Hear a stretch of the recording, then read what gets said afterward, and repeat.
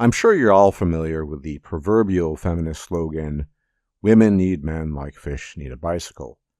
Now, I've talked a lot about how women need men and don't need men, but let's go through this and parse this once again because it's important for the sake of the content of this video.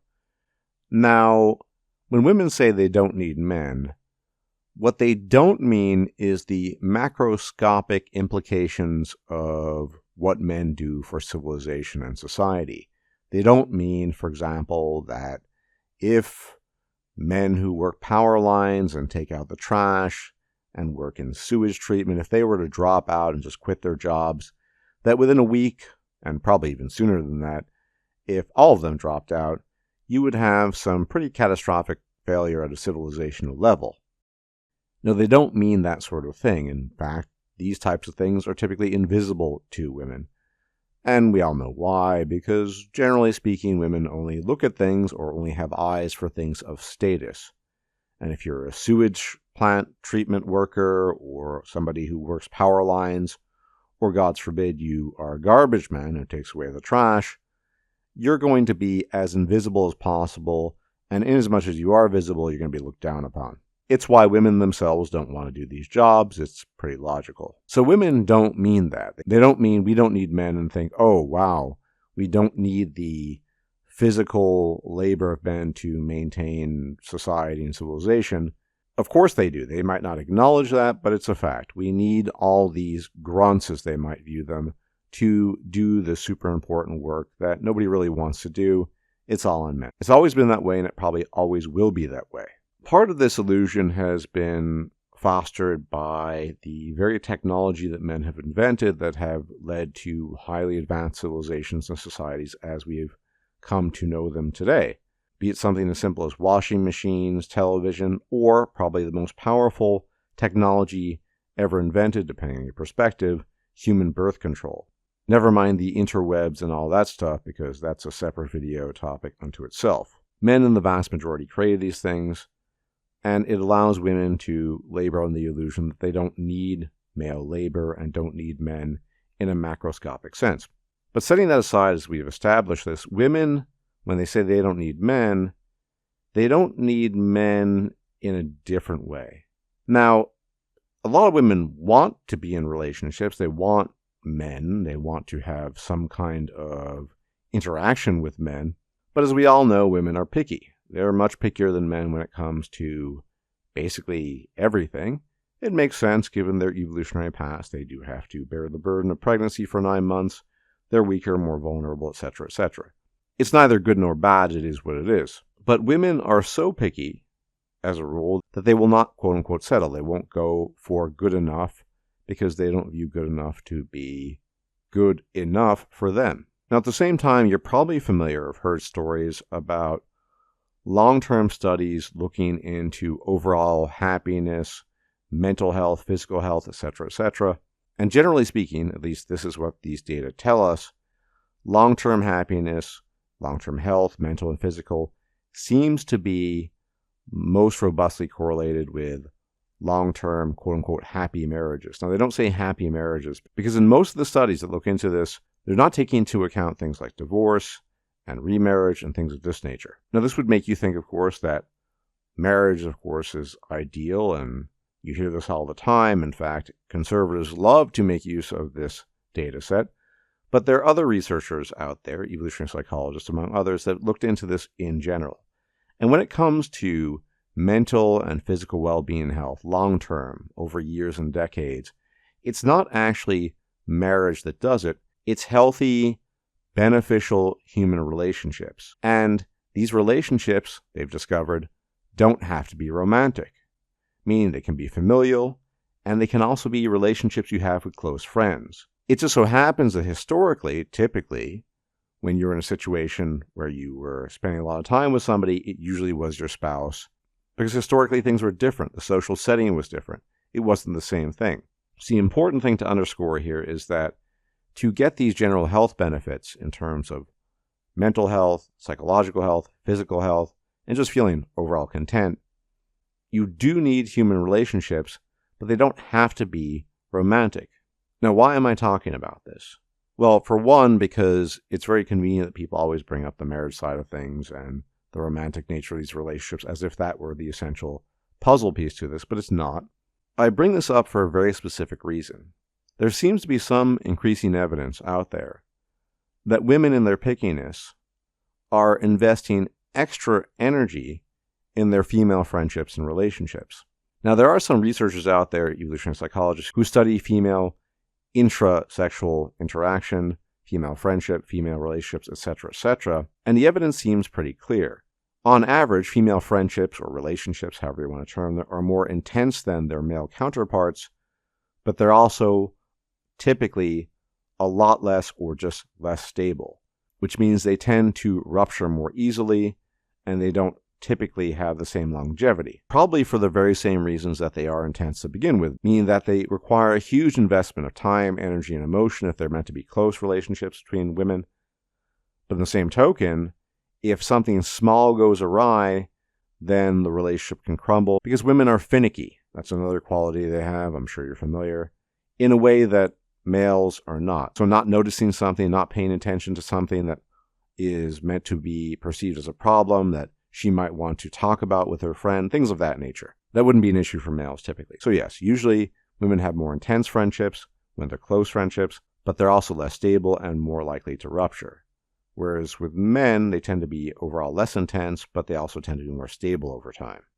So some researchers have suggested that increasingly in this economy, in this environment, in this civilization, where finding long-term romantic partnerships that actually work is increasingly difficult, especially for women, given how picky they are, that they're reallocating their time and energy in fostering their female relationships and friendships.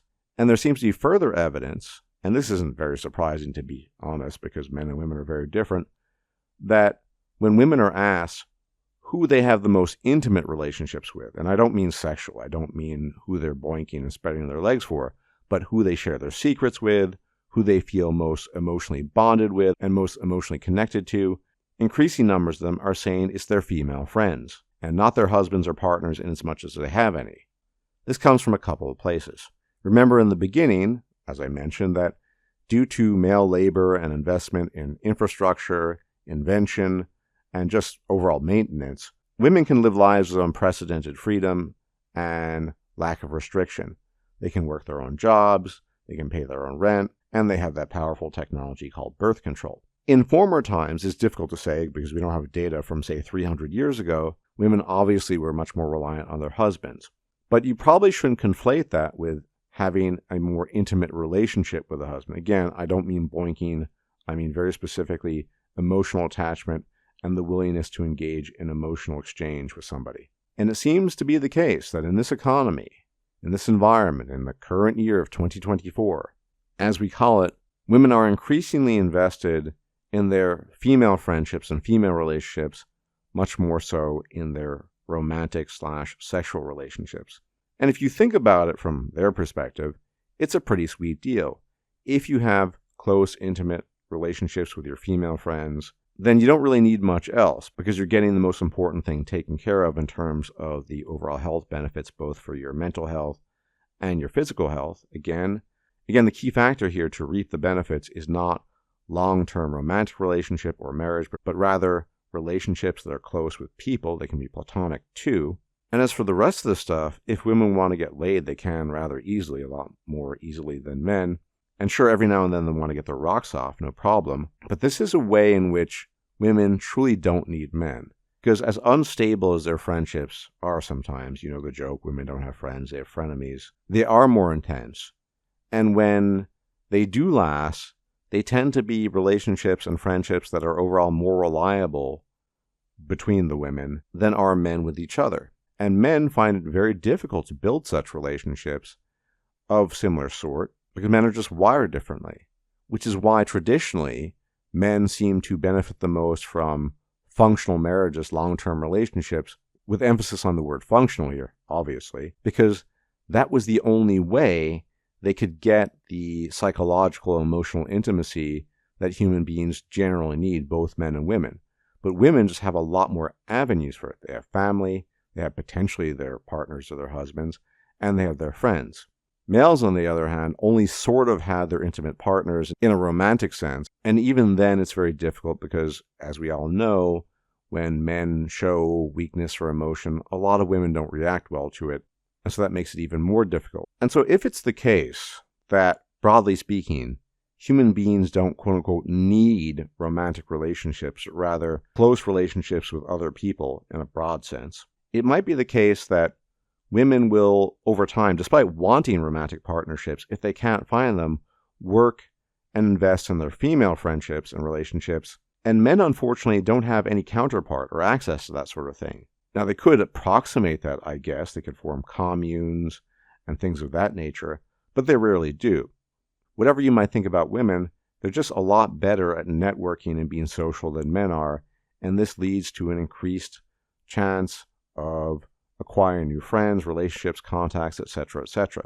You need only look at the stats after a failed marriage. Who is doing worse emotionally typically?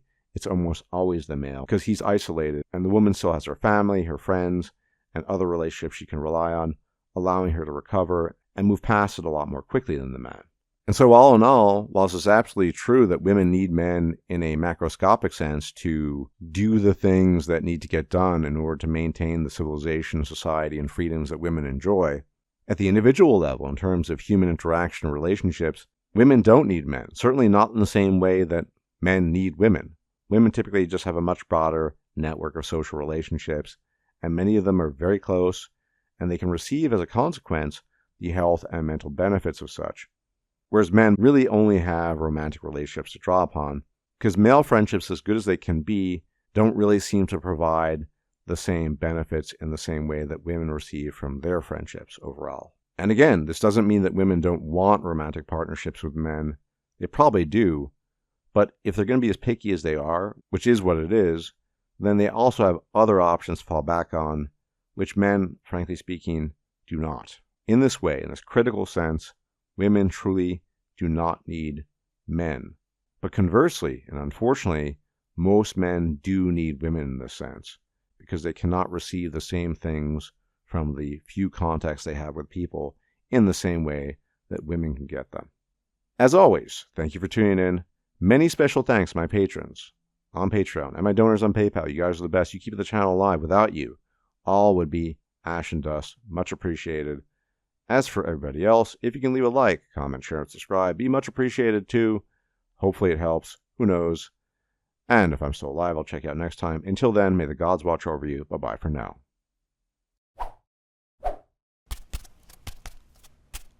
If you liked this video, please like, share, and subscribe. And if you enjoy my content, please consider making a donation or becoming a patron. Thanks for watching.